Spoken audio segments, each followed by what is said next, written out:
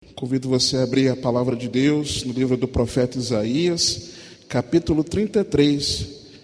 Leremos inicialmente a partir do versículo 20. Isaías 33, a partir do versículo 20. E diz assim a poderosa palavra de Deus: Olha para Sião, a cidade das nossas solenidades. Os teus olhos verão a Jerusalém, a habitação quieta, tenda que não será removida, cujas estacas nunca serão arrancadas, e das suas cordas nenhuma se quebrará.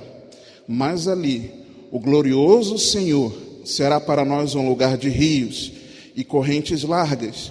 Barco nenhum de remo passará por ele, nem navio grande navegará por ele, porque o Senhor é o nosso juiz, o Senhor é o nosso legislador, o Senhor é nosso rei, Ele nos salvará.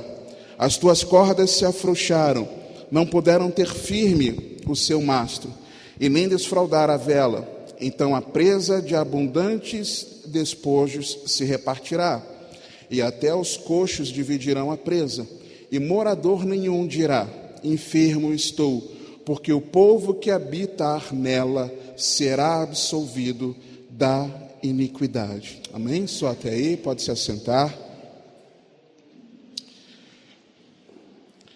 Queridos, nós estamos em vias de eleições municipais por todo o nosso país.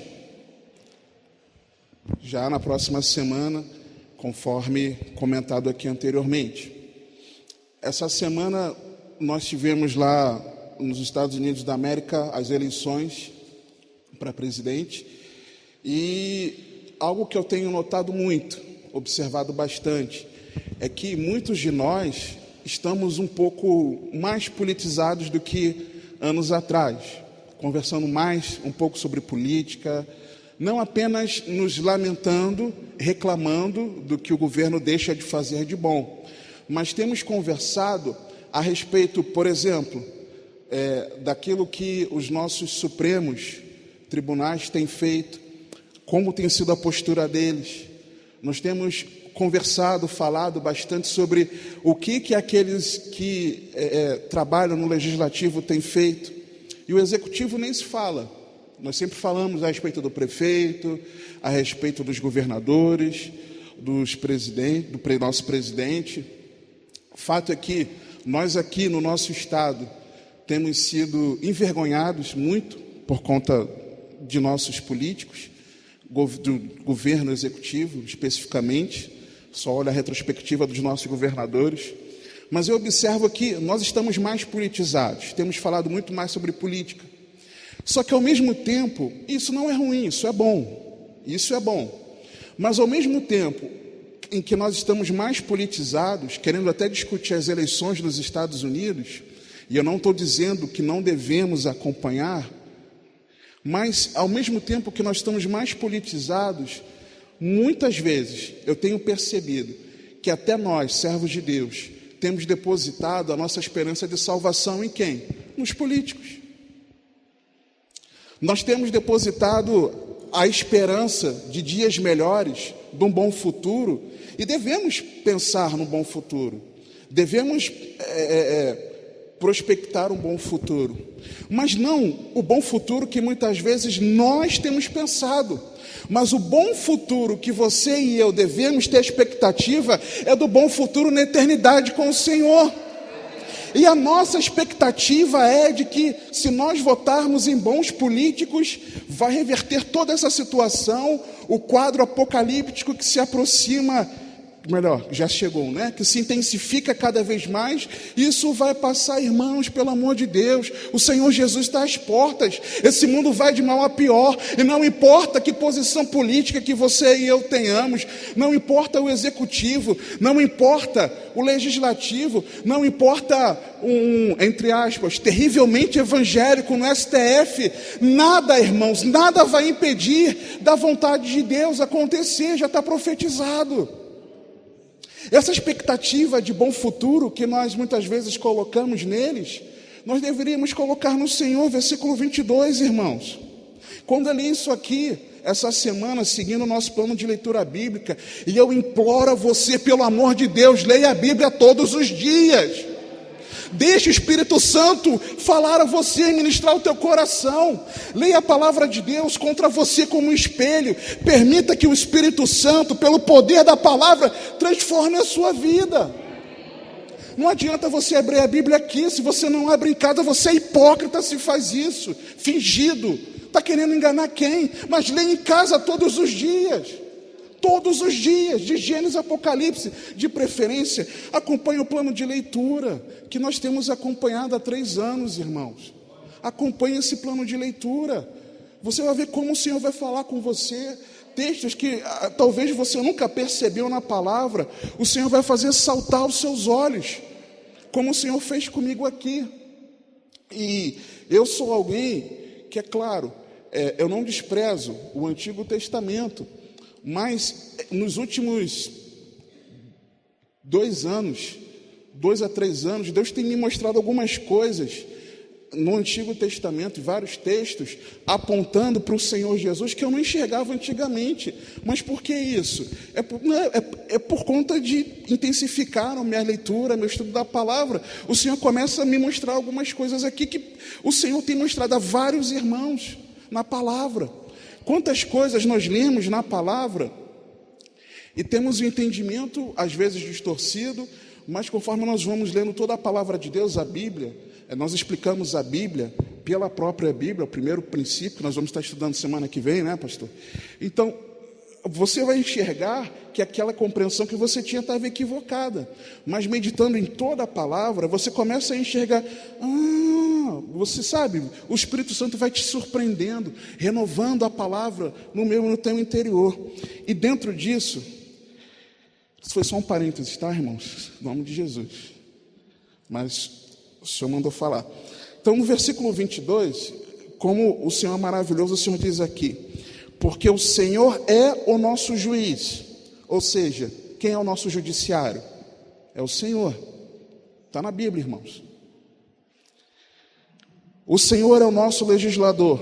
Quem é o nosso legislativo? É o Senhor, irmãos. O Senhor é o nosso rei. Quem é o nosso executivo, irmãos? É o Senhor. Por quê? Ele nos salvará, irmãos. A nossa salvação não está na política. A nossa salvação está em Cristo Jesus, nosso Senhor, que verteu o seu precioso sangue na cruz do Calvário. Ao 3º dia ressuscitou, vivo está para sempre, e breve voltará para buscar a sua igreja. Amém?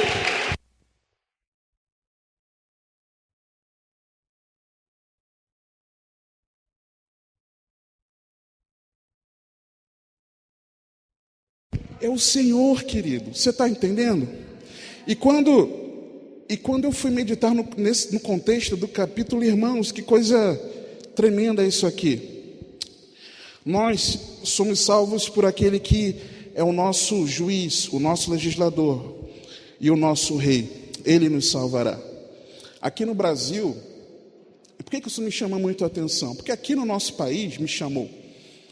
Nós temos essa separação de poderes, os chamados 3 poderes do governo: o legislativo, o judiciário e o executivo. Essa separação de poderes, ela foi tratada por alguns filósofos na Idade Antiga, com uma grande contribuição de Aristóteles, como pioneiro. Então, a primeira vez que isso começou a ser tratado sobre os 3 poderes, começou com Aristóteles na sua obra A Política, onde ali ele defendia 3 órgãos separados a quem cabiam as decisões do Estado. Era o poder deliberativo, o poder executivo e o poder judiciário. Na Idade Moderna, esse tema começou a tomar mais as feições daquilo que nós enxergamos hoje em dia, né, na nossa época. John Locke, na sua obra Segundo Tratado sobre o Governo Civil, ele defendia 4 funções e 2 órgãos de poder: o parlamento e o rei, os 2 poderes, o legislativo, né, o poder legislativo e o rei. No legislativo, com a função de legislar e superior aos demais. O rei, com a função executiva, a função federativa, que tratava das questões internacionais, do relacionamento externo, e também com a função de fazer o bem público, só que sem se subordinar às regras. Ou seja, é como se fosse o nosso governo na época de pandemia. Poderia tomar as decisões de contratação sem se submeter às regras oficiais, é mais ou menos isso. Agora, com Montesquieu, veio a tese clássica dos três poderes, legislativo, executivo e judiciário. Na Inglaterra e em vários países parlamentares, existe uma menor diferença entre legislativo e executivo. Então, no sistema parlamentarista, o legislativo ele tem quase, muitas vezes, o mesmo poder do que o executivo. Na Venezuela, sob a Carta Bolivariana de 1999, eram 5 poderes. Além dos 3 conhecidos, você tinha o poder do cidadão e o eleitoral. Aqui no Brasil, com a Constituição de 1891, além dos 3 conhecidos, existia o 4º poder, que era o poder moderador.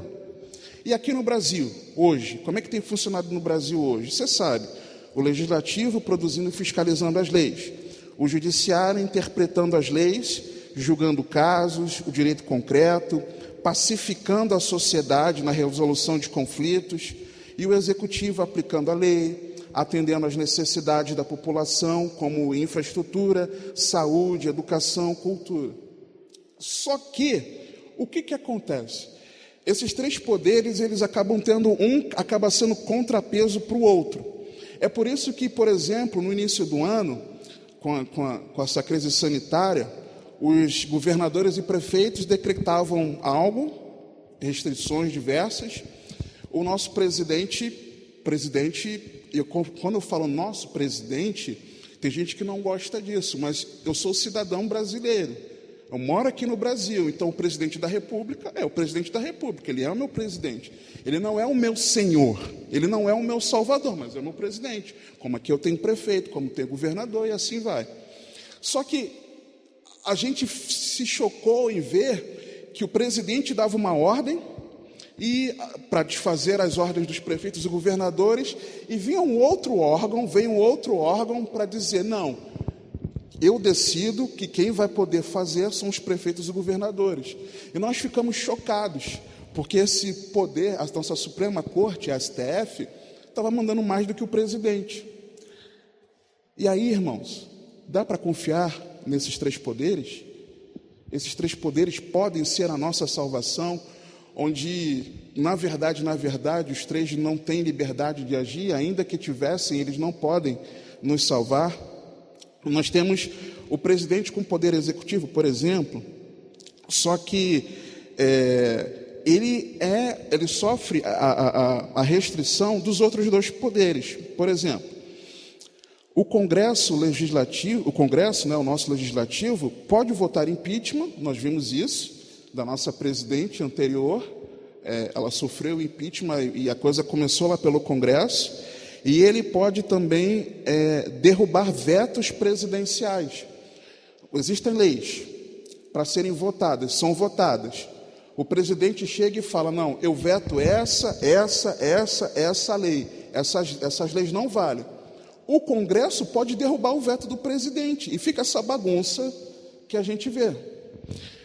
O Congresso, ele também sofre ação, o presidente sofre ação também do judiciário, porque o judiciário, a Suprema Corte, pode declarar os atos presidenciais atos inconstitucionais. É quando o Supremo declara, não, isso que o presidente está resolvendo é ato inconstitucional, não pode. É permitida essa bagunça toda. Mas também o presidente interfere nos outros poderes. O presidente pode, por exemplo, votar leis, ele pode indicar juízes para a Suprema Corte, ele pode conceder indultos. O juízo decide que aquele preso tem determinada pena. Ainda existe, mas está sofrendo algumas alterações, o indulto de Natal, onde o presidente, numa canetada, poderia liberar diversos presos, que passaram pelo juízo e foram condenados. E existe a interferência também do judiciário no Congresso, que pode declarar as leis inconstitucionais.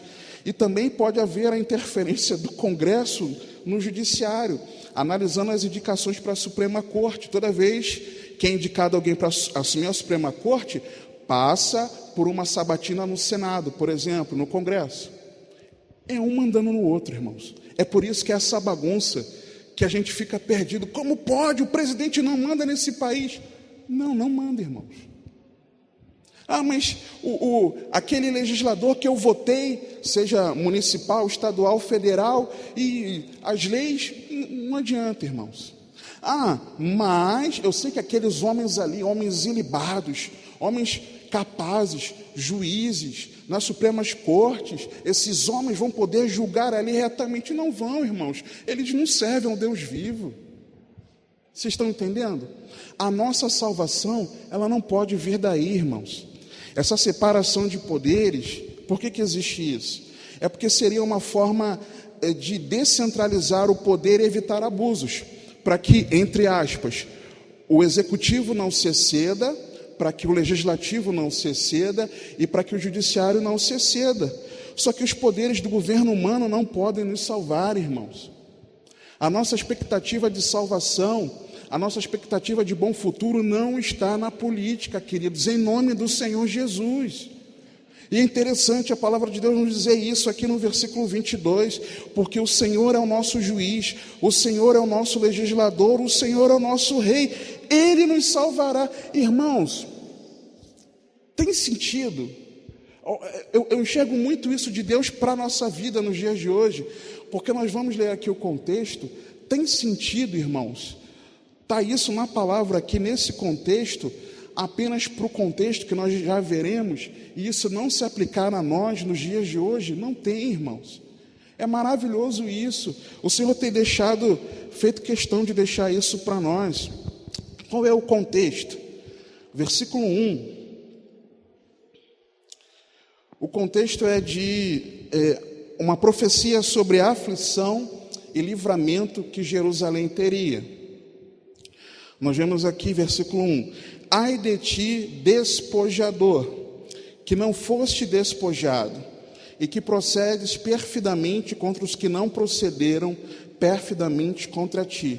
Acabando tu de despojar, serás despojado, e acabando tu de tratar perfidamente te tratarão. Isso aqui é uma profecia a Senaqueribe, rei da Síria. Alguns capítulos mais adiante, nós vamos ver o cerco de Senaqueribe, o cerco da Síria, a cidade de Jerusalém. Só que lá, no segundo livro dos reis, no capítulo 18, dos versículos 13 a 18, nós vemos que o rei Ezequias, ele ia fazer um esquema com Senaqueribe. Ele falou, olha, envia para ele mensageiros dizendo que eu quero fazer acordo de paz. Aí depois, ele pega ouro e prata da casa do Senhor, ele pega na mão grande da casa do Senhor o rei, ele não podia fazer isso, e oferece para Senaqueribe, para que Senaqueribe aliviasse o peso e não cercasse a cidade de Jerusalém.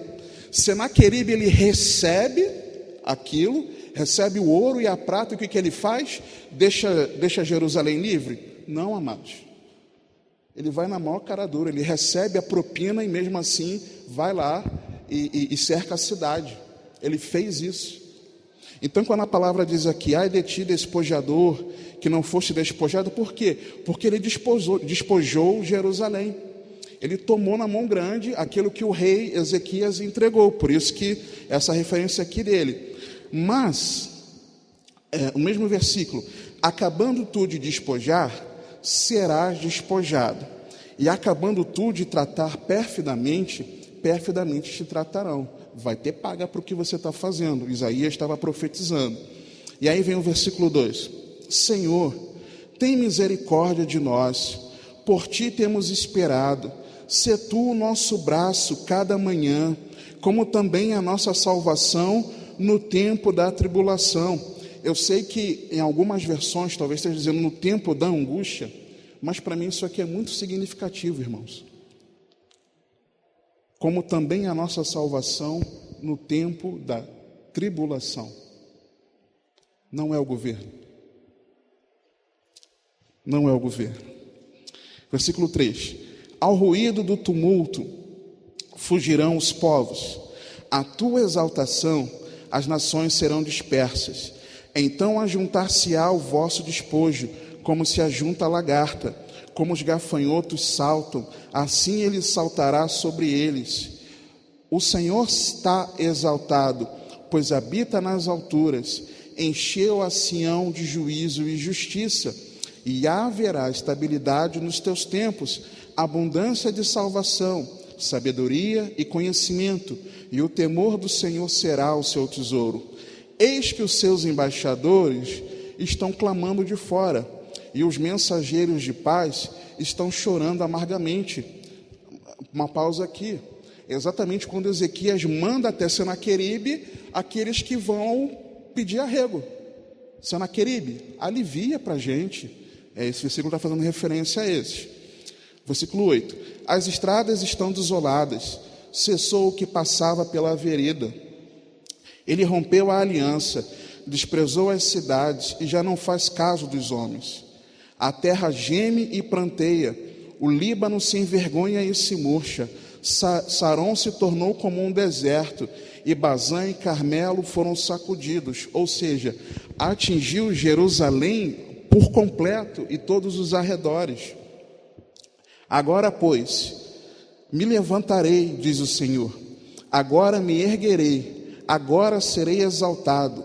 Concebestes palha, dareis à luz restolho, e o vosso espírito vos devorará como o fogo, e os povos serão como as queimas de cal, como espinhos cortados arderão no fogo. Ouvi vós, os que estáis longe, o que tenho feito, e vós que estáis vizinhos, conhecei o meu poder. Uma pausa aqui, avança por favor para o capítulo 37. A partir do capítulo 36 vem o cerco de Senaqueribe a Jerusalém, 37, oração de Ezequias. E aí no versículo 36 do capítulo 37, olha como é que isso que nós lemos até o versículo 13, quando o Senhor se levantou, olha o que de fato aconteceu. Versículo 36 do capítulo 37 de Isaías. Então saiu o anjo do Senhor e feriu no arraial dos assírios a 185.000 deles. E quando se levantaram pela manhã cedo, eis que todos esses eram corpos mortos. Assim, Senaqueribe, rei da Síria, se retirou, e se foi e voltou e habitou em Nínive. Como que o Senhor livrou a Jerusalém? Com um anjo, irmãos. E quantos do exército morreram? Você leu aí comigo, 185.000 deles. O Senhor, o nosso Deus Todo-Poderoso, desbaratou um exército inteiro com um anjo, irmãos. Quem vai nos proteger? Quem vai nos salvar?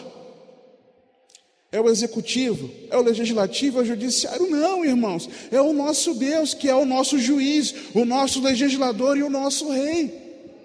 O Senhor é poderoso. Volta para o capítulo 33, por favor. Versículo 14. Os pecadores de Sião se assombraram. O tremor surpreendeu os hipócritas. Quem dentre nós habitará com o fogo consumidor? Quem dentre nós habitará com as labaredas eternas? O que anda em justiça e o que fala com retidão, o que rejeita o ganho da opressão, o que sacode das suas mãos todo o presente, o que tapa os seus ouvidos para não ouvir falar de derramamento de sangue e fecha os seus olhos para não ver o mal, este habitará nas alturas. As fortalezas das rochas serão o seu alto refúgio, o seu pão lhe será dado, as suas águas serão certas, os teus olhos verão o rei na sua formosura e verão a terra que está longe. O teu coração considerará o assombro, dizendo: onde está o escrivão? Onde está o que pesou o tributo? Onde está o que conta as torres? Não verás mais aquele povo atrevido, povo de fala obscura que não se pode compreender, e de língua tão estranha que não se pode entender. Olha para Sião, a cidade das nossas solenidades.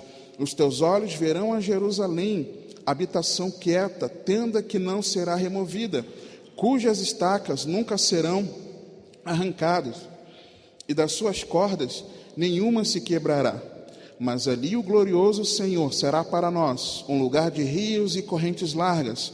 Barco nenhum de remo passará por ele, nem navio grande navegará por ele, porque o Senhor é o nosso juiz, o Senhor é o nosso legislador, o Senhor é o nosso rei, ele nos salvará. Quando você lê o contexto, esse versículo 22, irmãos, ele não orna muito com o contexto. Está falando de legislação, está falando de juízo, está falando de governo, de reinado. Isso aqui está profetizando algo que de fato aconteceu, o cerco a Jerusalém e o livramento a Jerusalém. Mas se nós olharmos para isso aqui apenas com algo histórico que aconteceria, e aconteceu, e Deus deu vitória, com um anjo só matando 185 mil do exército e Senaqueribe fugindo do cerco a Jerusalém, mas se o nosso foco for apenas ao contexto imediato aqui e não enxergar alguns detalhes que eu quero mostrar aos irmãos, nós não vamos entender que isso é para nós nos dias de hoje, irmãos.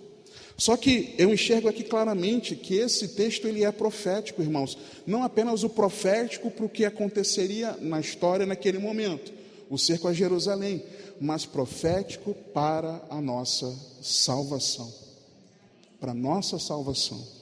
E esse é o detalhe, Nós vemos, queridos, lemos no versículos 7 a 9, como houve uma grande destruição, né, a extensão daquilo que Senaqueribe fez. Nós vimos, a partir entre os versículos 2 e 6, que Senaqueribe ele seria destruído por causa da confiança que o povo depositava no Senhor. Dos versículos 10 ao versículo 24, nós encontramos o triunfo de Deus. Um detalhe, no versículo 13, volta lá para o versículo 13, o Senhor ele diz: ouvi vós o que estáis longe, o que tenho feito, e vós que estáis vizinhos, conhecei o meu poder. Quem está longe, quem não tem proximidade, quem não está vendo, quem não está vivenciando, ouve falar do poder de Deus. Mas quem está ali perto, quem estava ali em Jerusalém, viu o poder de Deus acontecendo. Quem está longe de Deus, ouve falar de quem é esse Senhor maravilhoso. Mas nós, como igreja do Deus vivo, nós precisamos conhecer aquilo que Ele faz. E quem é nosso vizinho, ou seja, quem está ao nosso redor, precisa conhecer que o nosso Deus ele é poderoso. No versículo 14, irmãos, versículo 14, nós vemos como aquele que é ímpio teme. Os pecadores de Sião se assombraram, o tremor surpreendeu os hipócritas. Quem dentre nós habitará com fogo consumidor? Quem dentre nós habitará com as labaredas de fogo? Dos versículos 15 a 16, nós vemos o descanso daquele que anda a justiça, fala com retidão, rejeita o ganho da opressão, sacode das suas mãos o presente, que tapa os seus ouvidos para não ouvir falar de derramamento de sangue, fecha os seus olhos para não ver o mal, e esse habitará nas alturas, as fortalezas das rochas serão o seu alto refúgio, o seu pão lhe será dado, as suas águas serão certas. Esse é o justo, que descansa, confia em Deus. Mas nós vemos no versículo 17, algo maravilhoso aqui que apontava para Ezequias, mas também para o Senhor Jesus. Os teus olhos, os olhos de quem? Daqueles que estavam habitando nas alturas, verão o rei na sua formosura, e verão a terra que está longe. Claro que, num momento, o rei Ezequias ele estava em aperto. Quando Deus desse vitória, as pessoas veriam, o cidadão ali veria o rei Ezequias em formosura. O rei não estaria mais oprimido. Só que quando você, em algumas versões, eu estava lendo, o rei aqui, algumas versões traduzem como o rei com letra maiúscula, porque isso é profético para o Senhor. Nós que descansaremos, já descansamos, já entramos no repouso, no descanso do Senhor, nós veremos o rei Jesus em formosura, em toda a sua glória, não aquele abatido na cruz, ali em vergonha, nu. não aquele que sofreu moído, mas aquele que ressuscitou vivo está, e está num corpo de glória. A palavra afirma que assim como ele é, nós o veremos, irmãos. Nós veremos o Cristo glorificado. A visão de João, Apocalipse, do Cristo glorificado, nós veremos o Senhor. Os discípulos no monte da transfiguração, chamado Monte da Transfiguração, eles tiveram um vislumbre de Cristo glorificado. A Bíblia narra isso. Mas nós veremos o Senhor como Ele é, em glória, o Rei em formosura. Isso é profético para nós. Nós vemos aqui que em Sião, no versículo 20, olha para Sião, a cidade das nossas solenidades. Os teus olhos verão a Jerusalém, habitação quieta. Ou seja, o clima de guerra que Jerusalém estava vivendo, ele cessaria, de fato aconteceu. Mas olha o detalhe do texto, irmãos, pelo amor de Deus, prestem atenção no texto, queridos. Habitação quieta, tenda que não será removida, cujas estacas nunca serão arrancadas, e das suas cordas nenhuma se quebrará. Irmãos, Jerusalém sofreu novamente algum cerco? Foi destruída? Foi, irmãos. Então isso aqui não estava falando de algo histórico que aconteceu, mas quando o texto fala que olha para Sião, a cidade das nossas solenidades, é profético para a igreja que será a habitação eterna do Senhor e que para sempre descansará em Deus. Você entende isso? E aí, irmãos, nós enxergamos que isso é literal, mas claramente e permanente nação mística, a igreja. Só que alguns detalhes começaram, além de alguns aqui que eu vou apontar para vocês, mas o que mais me chamou a atenção para enxergar que isso aqui é profético é o versículo 24, irmãos. E morador nenhum dirá, enfermo estou, porque o povo que habitar nela será absolvido da iniquidade. Irmãos, o que tem a ver uma cidade que está sendo cercada, oprimida por Senaqueribe, os assírios, o cidadão que habitar nela será absolvido do seu pecado, irmãos. O Senhor estava falando aqui de salvação, queridos. Aqui o Senhor estava falando de perdão para mim e para você. E alguns detalhes no texto me fizeram enxergar como isso é algo profético. Por exemplo, capítulo 3, versículo 3, quando o texto diz assim: ao ruído do tumulto fugirão os povos, a tua exaltação, as nações serão dispersas. Fugirá o povo da Síria, fugirão os assírios, será dispersa a nação assíria? Não, irmãos, lê o texto comigo. O texto está dizendo que ao ruído do tumulto fugirão os povos, no plural, e as nações serão dispersas, irmãos. Isso para mim aponta para o retorno de Cristo, quando o Senhor retornará. Apocalipse capítulo 6 nos mostra isso. Não vou ler aqui com você porque eu quero ler alguns outros textos, mas aponta que os grandes reis, os ricos, os poderosos estarão em pavor, temerosos, escondidos em cavernas com medo do rosto do Senhor, que estará retornando com poder e grande glória. Ao ruído do tumulto, o Senhor não vem de forma oculta, o Senhor vem em poder e grande glória. E quando o Senhor vier, todo olho o verá. E quando o Senhor vier e aquele ruído nos céus acontecer, os homens estarão temerosos, porque o Senhor está vindo. Ele não fala, a Síria será desperta, os assírios serão dispersos, mas os povos fugirão e as nações dispersas. Outro texto, o versículo 5: o Senhor será exaltado, pois habita nas alturas, encheu a Sião de juízo e justiça. Em Jerusalém não tem mais pecado, não teve mais pecado, irmãos, depois disso? É claro que não, irmãos. É claro que não, ele está falando da cidade celestial. E aí começou a pegar. Versículo 14. Por quê? Os pecadores de Sião se assombraram. O tremor surpreendeu os hipócritas.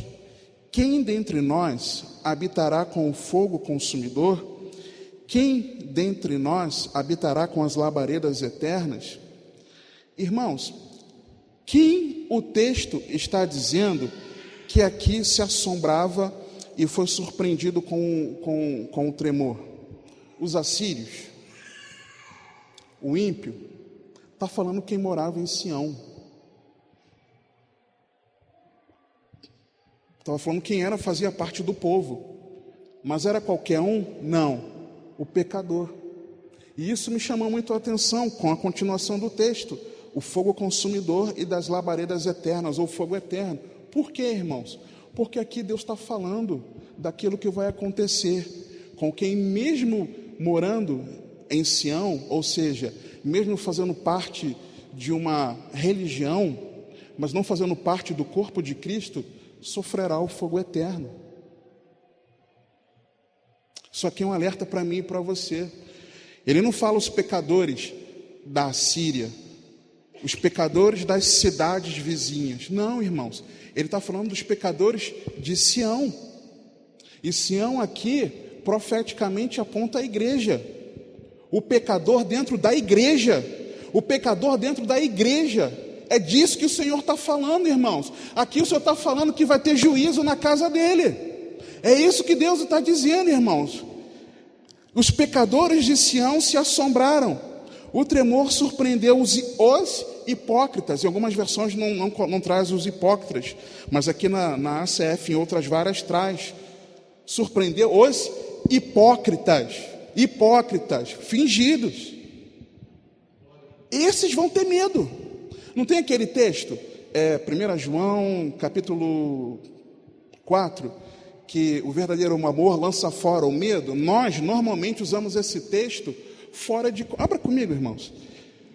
Nós usamos esse texto muitas vezes fora de contexto para dizer o seguinte: olha, o amor, o versículo... A partir do versículo 1 João 4, a partir do versículo 17. Nós normalmente dizemos o seguinte: olha, o amor lança fora todo o medo, mas o contexto aqui de 1 João está falando de juízo. Quando nós estamos no amor de Deus, quando nós estamos de fato em Cristo, nós não tememos o dia do juízo. O texto está dizendo isso aqui. Nisto é perfeito o amor para conosco, para que no dia do juízo tenhamos confiança, porque qual ele é, somos nós também neste mundo. No amor não há temor, antes o perfeito amor lança fora o temor, porque o temor tem consigo a pena, e o que teme não é perfeito em amor. O texto está falando de no dia do juízo nós não temermos. É isso que o texto está falando, porque se o amor de Deus estiver em mim e em você, nós seremos salvos. Nós não precisamos temer, mas nós podemos confiar em Cristo Jesus, o nosso Senhor. É isso que o texto está falando. E é disso que eu enxergo ali em Isaías 33. Volta, por favor. Então, o texto fala: os pecadores de Sião se assombraram. O tremor surpreendeu os hipócritas. Não quem não era hipócrita. Quem não era hipócrita não se surpreendeu. Outro engano que nós temos: Jesus voltará no abrir e piscar de olhos. A Bíblia até diz isso, lá em 1 Tessalonicenses. Só que nós esquecemos a continuação do texto, que quando Paulo diz: mas vocês não são mais aqueles que não tinham Cristo, porque vocês sabem como será. Então, para mim e para você, que estamos atentos ao que a Bíblia diz e aos sinais da volta de Cristo, quando Jesus retornar, não será no abrir e piscar de olhos para nós. Ele não virá como um ladrão para mim e para você.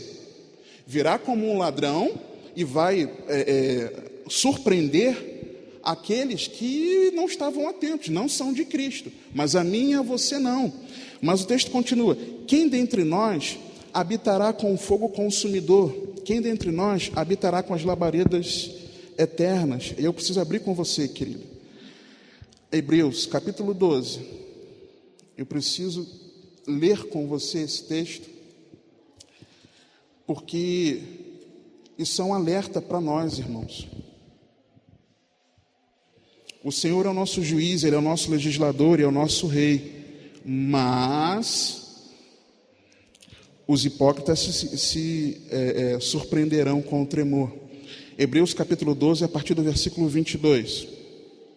E aqui nesses versículos nós vamos ver que Sião, ela aponta profeticamente para a igreja.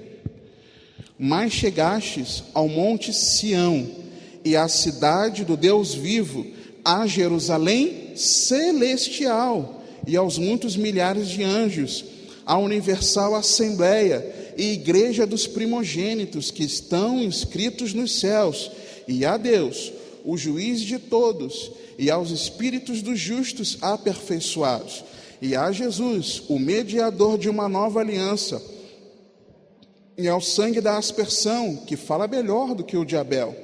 Vede que não rejeiteis ao que fala, porque se não escaparam aqueles que rejeitaram o que na terra os advertia, muito menos nós, se nos desviarmos daquele que é dos céus. A voz do qual moveu então a terra, tremor, moveu a terra. Você entendeu? Versículo 14 de Isaías 33, os hipócritas se surpreenderão com o tremor. A voz do qual moveu então a terra, mas agora anunciou dizendo, ainda uma vez comoverei, não só a terra, senão também o céu. Deus vai chacoalhar a terra e o céu, irmãos, está escrito na palavra. E esta palavra, ainda uma vez, mostra a mudança das coisas móveis, como coisas feitas para que as imóveis permaneçam. Por isso, tendo recebido um reino que não pode ser abalado, me lembrei do reino inabalável, ser abalado, retenhamos a graça pela qual servamos a Deus bicudos, obrigados, forçosamente, agradavelmente, com reverência e piedade, porque o nosso Deus é um fogo consumidor. Então o Senhor estava falando ali naquele texto, irmãos, eu enxergo claramente do juízo dele sobre aquele que se diz servo de Deus, o habitante de Sião, o que está na congregação, mas que, como o próprio texto diz, é hipócrita, está enganando a si mesmo, acha que é de Cristo, mas na verdade está vivendo uma religiosidade. É disso que o texto está falando. E haverá o fogo consumidor para esse. Mas não só esse texto, querido. Abra, por favor, Mateus 25. Evangelho de Jesus segundo Mateus, capítulo 25.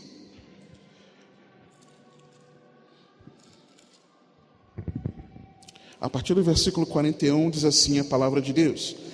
Então dirá também aos que estiverem à sua esquerda, apartai-vos de mim, malditos, para o fogo eterno, preparado para o diabo e seus anjos, porque tive fome e não me destes de comer, tive sede e não me destes de beber, sendo estrangeiro não me hospedastes, estando nu não me vestistes, e enfermo e na prisão não me visitastes.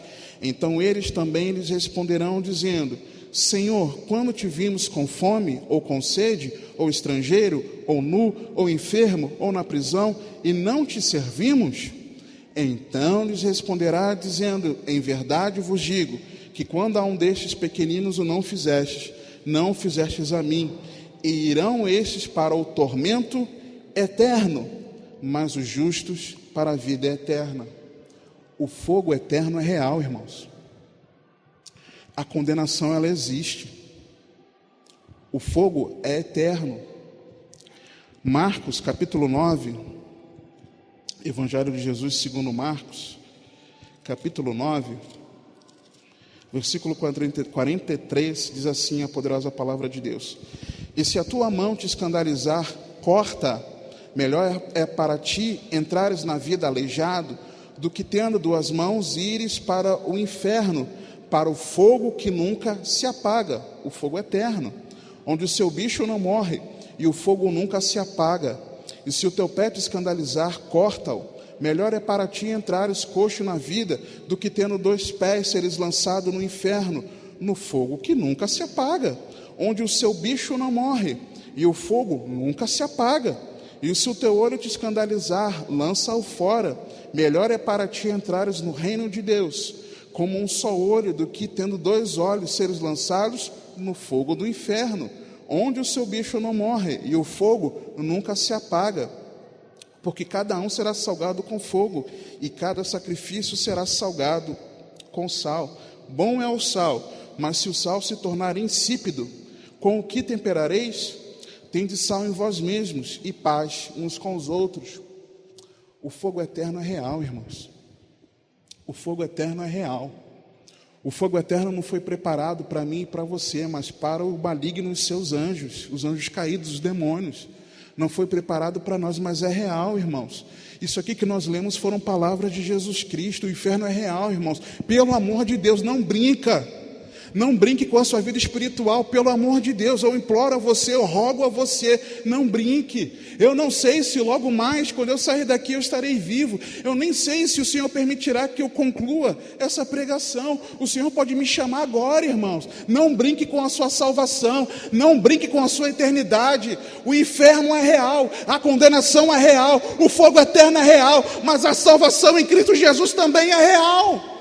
E hoje, o Senhor nos chama ao arrependimento.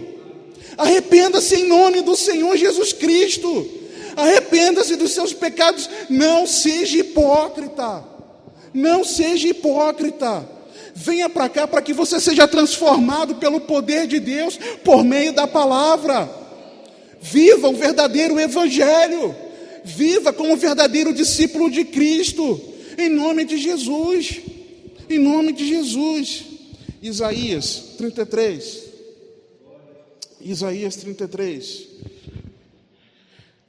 versículo 15. O que anda em justiça, o que fala com retidão, o que rejeita o ganho da opressão, o que sacode das suas mãos todo o presente, o que tapa os seus ouvidos para não ouvir falar de derramamento de sangue, e fecha os seus olhos para não ver o mal. Eu enxergo aqui, irmãos, aquele que busca andar corretamente, o que anda em justiça e fala com retidão. Ele anda corretamente e fala a verdade. Eu enxergo aqui também aquele que é íntegro, aquele que não é desonesto, porque rejeita o ganho da opressão. Ele não tem um ganho injusto, mas o seu ganho é justo. Ele não quer se dar bem em cima de outras pessoas, mas ele quer em honestidade viver. Ele não quer ganhar de forma injusta, oprimindo, ganho da opressão. O que sacode das suas mãos todo o presente. Em algumas versões diz aquele que rejeita, né? Das suas mãos todo o presente, ou seja, aquele que não recebe suborno, não aceita suborno. Em nome de Jesus, não podemos aceitar. Mas também é aquele que não se contamina. Por quê? Porque a palavra não diz só aquele que anda corretamente, fala corretamente, não tem o ganho justo e rejeita o suborno, mas é aquele que não se contamina. Por quê? O que tapa os seus ouvidos para não ouvir falar de derramamento de sangue. Irmãos, se eu tapo ouvido para nem ouvir falar sobre derramamento de sangue, derramar sangue, nem pensar.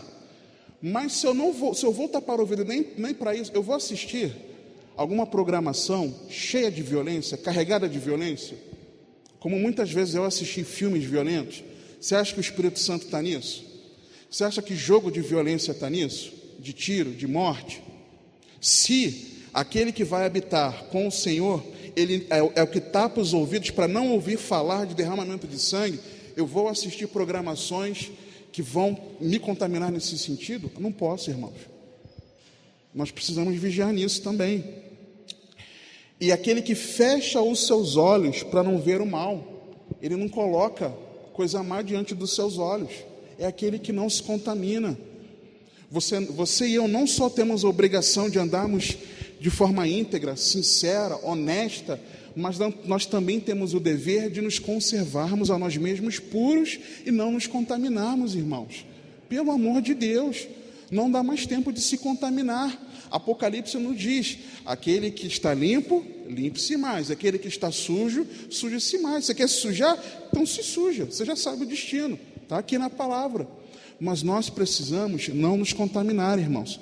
E eu vejo um paralelo disso no Salmo 15, por exemplo, cidadão dos céus. Vejo também no Salmo 24, do versículo 3 ao versículo 5. Nós vemos características do cidadão do céu, da Jerusalém celestial. Mas e aí, irmãos? Nós temos o juiz, nós temos o legislador e nós temos o rei, e nele nós podemos confiar. O juiz, versículo 22, porque o Senhor é o nosso juiz. Abra, por favor, Atos, capítulo 10.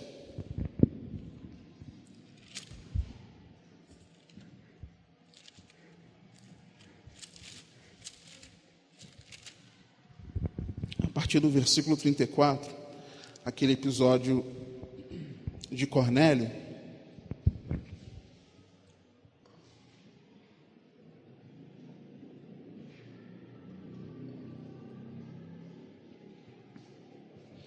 Cornélio era um homem religioso, temente a Deus, piedoso, um homem que orava, dava esmolas, mas que precisava ouvir a pregação do Evangelho para que fosse gerada fé no seu coração. E aí Pedro ele começa a pregar, aquele episódio maravilhoso de aparece anjo com o recado e a visão de Pedro, que não cabe aqui no momento, mas a partir do versículo 34, a pregação de Pedro.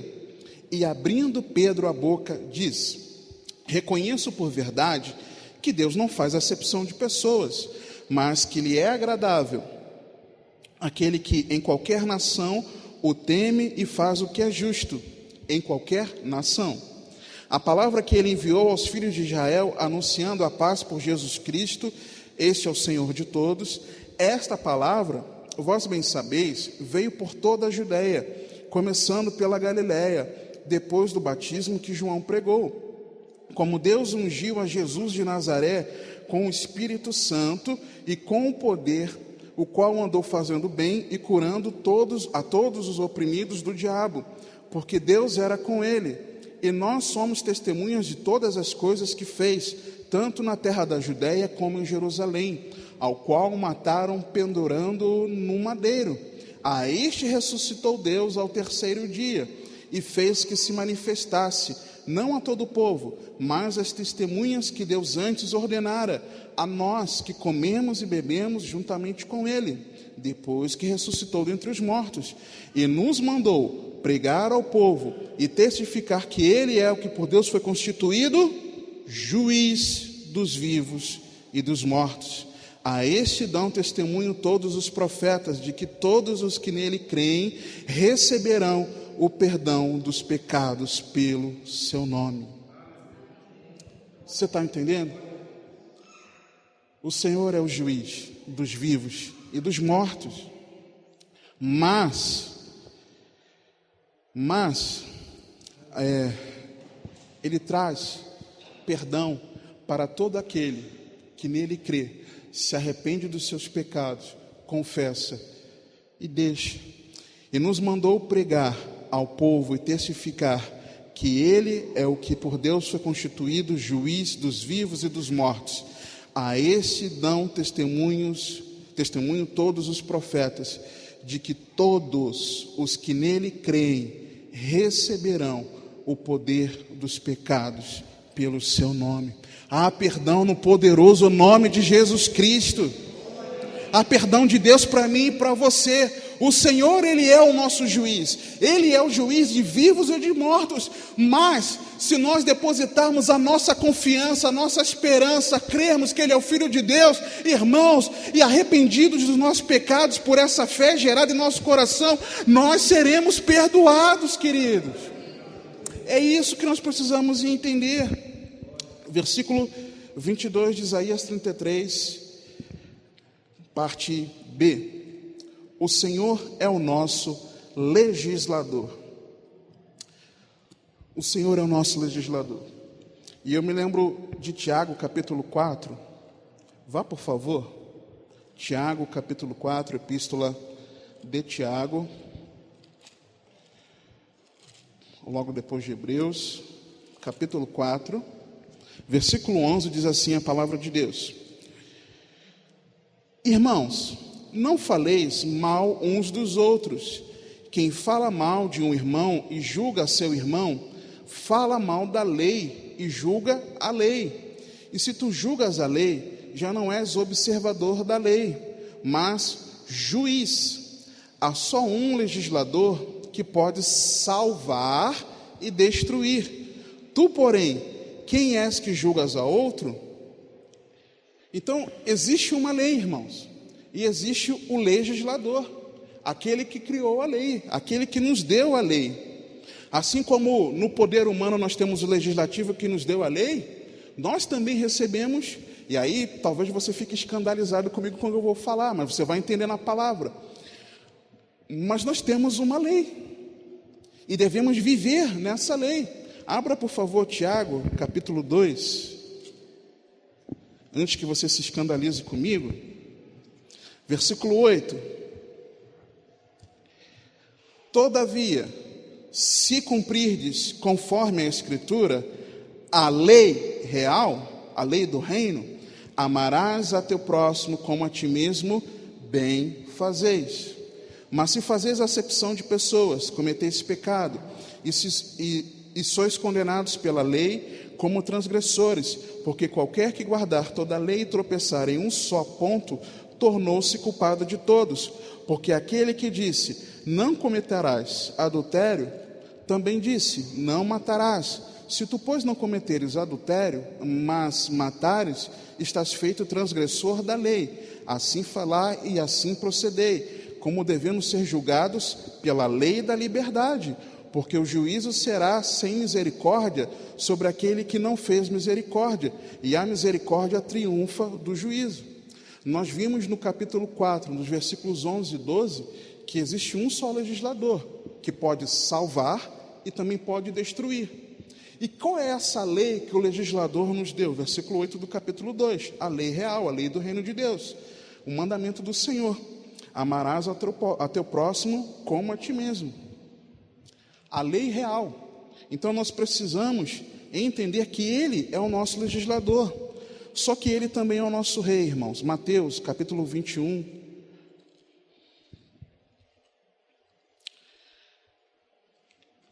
A entrada triunfal de Jesus, aqueles homens e mulheres, aquela multidão, associou, e precisava associar para cumprir a profecia, de que Jesus era o Messias. Mateus 21, a partir do versículo 1.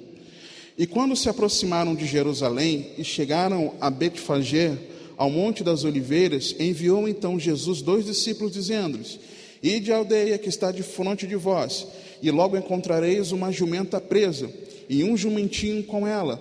Desprendei-a e trazei-mos. E se alguém vos disser alguma coisa, direis que o Senhor os há de mister, e logo os enviará. Ora, tudo isso aconteceu para que se cumprisse o que foi dito pelo profeta, que diz: Dizei à filha de Sião: Eis que o teu rei aí te vem, manso e assentado sobre uma jumenta, e sobre um jumentinho, filho de animal de carga. E indo os discípulos, e fazendo como Jesus lhes ordenara, trouxeram a jumenta e o jumentinho, e sobre eles puseram as suas vestes, e fizeram-no assentar em cima. E muitíssima gente estendia as suas vestes pelo caminho, e outros cortavam ramos de árvores e os espalhavam pelo caminho.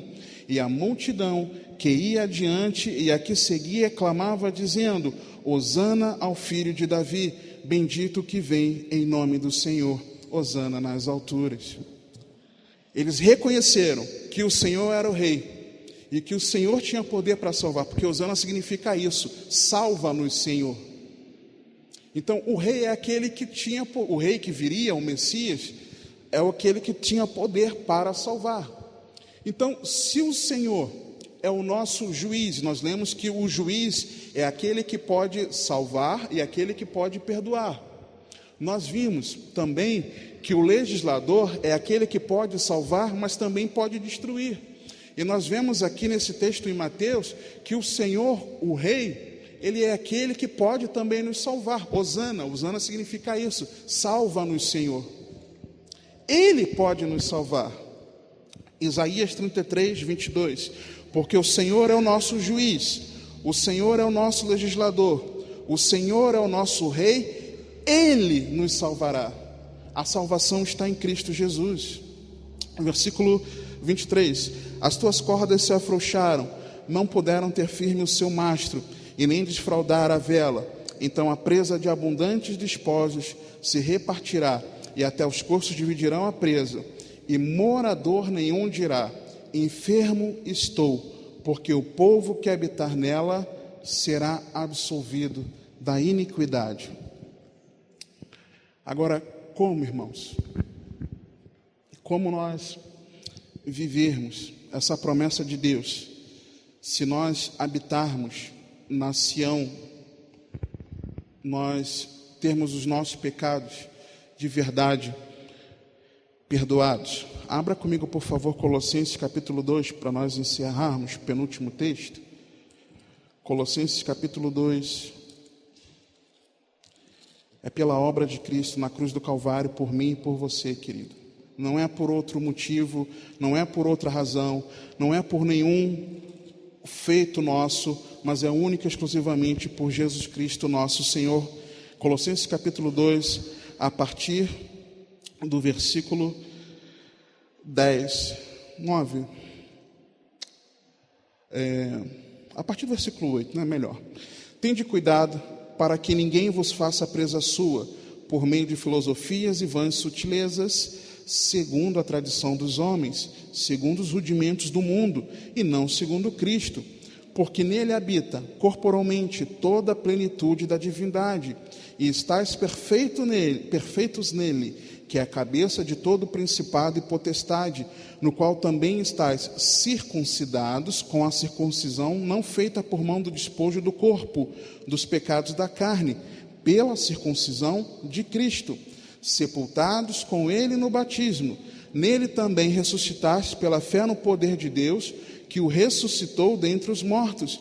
E quando vós estáveis mortos nos pecados e na incircuncisão da vossa carne, vos vivificou juntamente com ele, perdoando-vos todas as ofensas, havendo riscado a cédula que era contra nós, nas suas ordenanças, a qual de alguma maneira nos era contrária, e a atirou do meio de nós, cravando-a na cruz, e despojando os principados e potestades, os expôs publicamente, e deles triunfou em si mesmo. O Senhor riscou toda a cédula de dívida contra mim e contra você, queridos. É por isso que o texto de Isaías, no versículo 24 do capítulo 33, pode afirmar que aquele que habita em Sião não poderá dizer o enfermo que está enfermo, porque a sua iniquidade foi perdoada. Quando nós estamos de verdade em Cristo, irmãos, os nossos pecados são perdoados. A cédula de dívida foi rasgada. O Senhor conquistou a nossa salvação. Foi pelo precioso sangue de Cristo derramado na cruz do Calvário.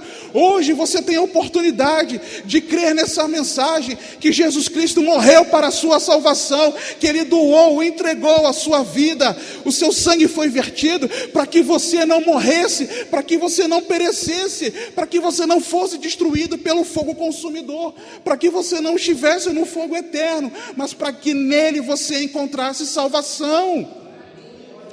É por isso que ali nós lemos que não haverá mais. O pecado foi perdoado, porque em Jesus, em Cristo Jesus, há perdão de pecados, queridos. Em Jesus Cristo tem perdão para mim e para você. Romanos, encerrando, capítulo 4. Romanos 4, versículo 23 e 25. Tem gente que duvida, irmãos, do perdão de Deus. Olha o que a Bíblia diz, irmãos. A prova de que o Senhor perdoou o seu pecado quando você de verdade se arrepende e confessa. A partir do versículo 23 diz assim: ora, Não só por causa dele está escrito que lhes fosse tomado em conta, mas também por nós, a quem será tomado em conta, os que cremos naquele que dentre os mortos ressuscitou a Jesus nosso Senhor, a qual por nossos pecados foi entregue e ressuscitou para a nossa justificação.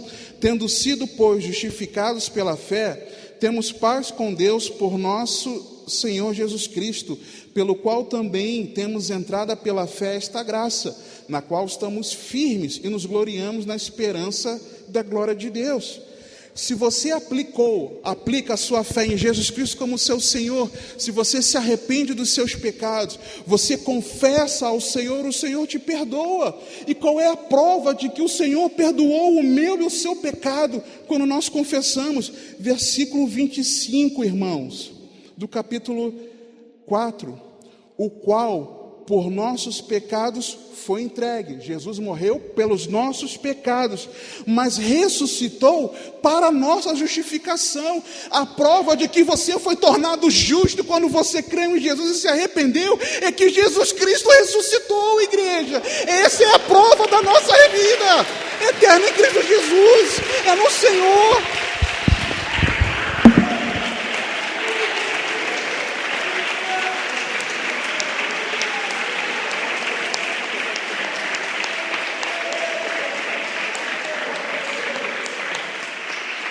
Você está entendendo?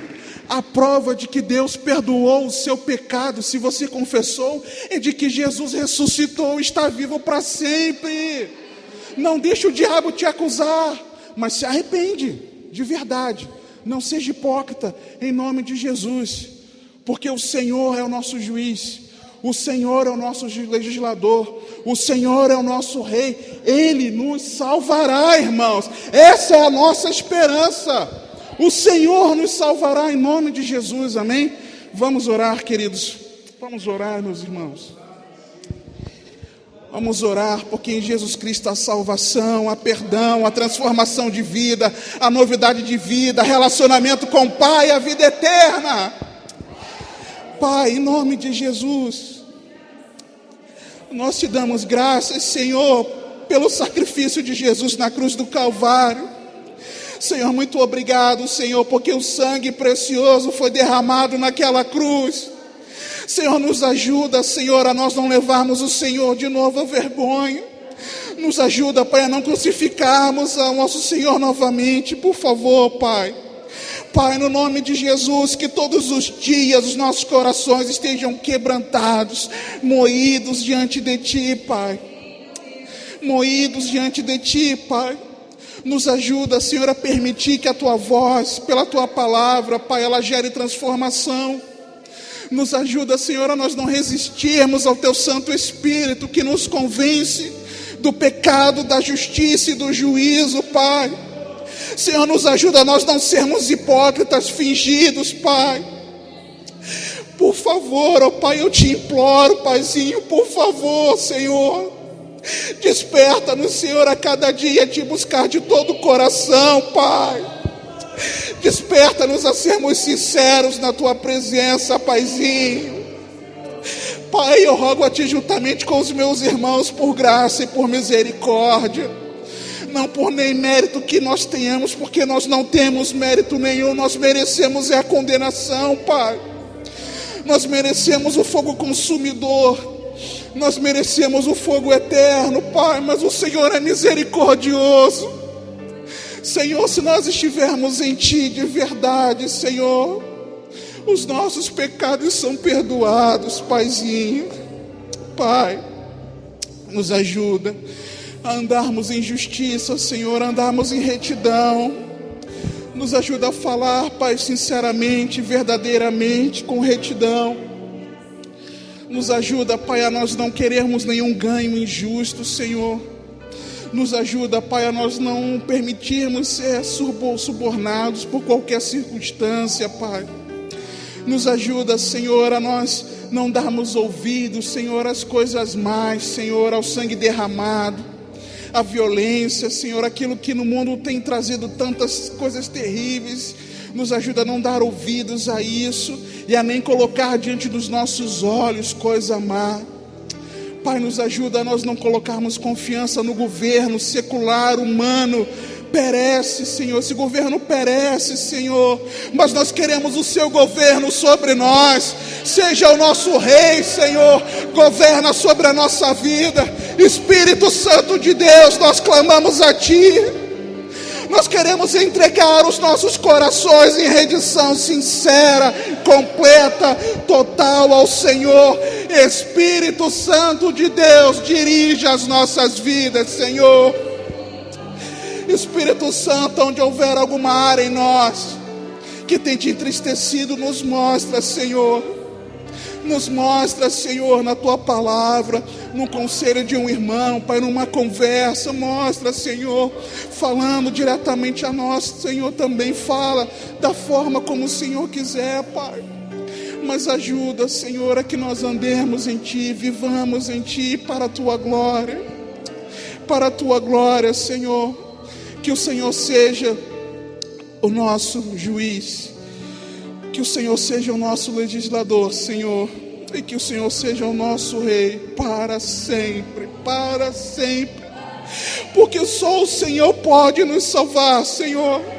Que a nossa confiança esteja em Ti, Pai, que a nossa confiança não esteja em nada e nem em ninguém, senão no Senhor, Pai. Porque o Senhor tem poder para nos salvar, Senhor. Assim nós oramos, Senhor, nessa noite. Converta-nos a Ti, Senhor. Converta-nos a Ti, Senhor. Por favor, nós clamamos a Ti, Pai. Salva-nos, Senhor, por graça e por misericórdia, Senhor. Essa nossa oração nessa noite, porque em Ti nós confiamos. E é no nome do nosso Senhor e Salvador Jesus Cristo, o nosso juiz, o nosso legislador, o nosso rei, o Teu Filho amado, é que nós oramos. Amém, Senhor.